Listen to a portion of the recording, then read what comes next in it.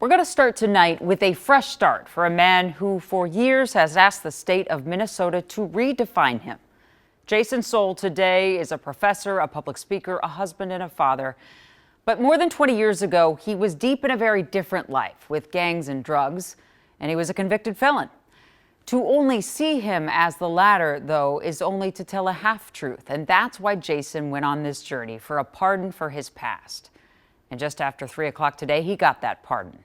Joe McCoy joins us now with more. Hi, Joe. Hey, Jenna. Besides the day he married his wife and the birth of his kids, Jason says this is one of the best days of his life and that a massive weight is lifted off of his shoulders. Soule's record included 3 convictions, possession of a firearm in 1997 and 2 drug possession charges, the last one in 2005. But those convictions are now officially forgiven.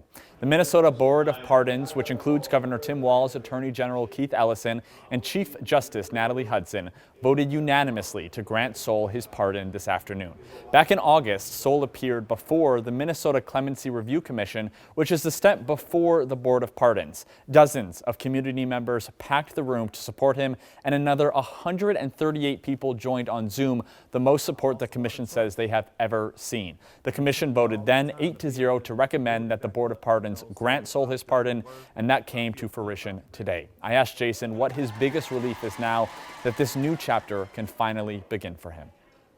Doors close when somebody do a background check. So you just imagine any place where background checks happen, whether it's at a border, whether it's TSA, whether driving, all the time you got to be held accountable to things that were super long ago. And it was like, I'm grateful to have that weight off my shoulder where I can go out and, you know, be somebody in the room who got the cleanest record now. You know what I'm saying? Like, that's going to be insane.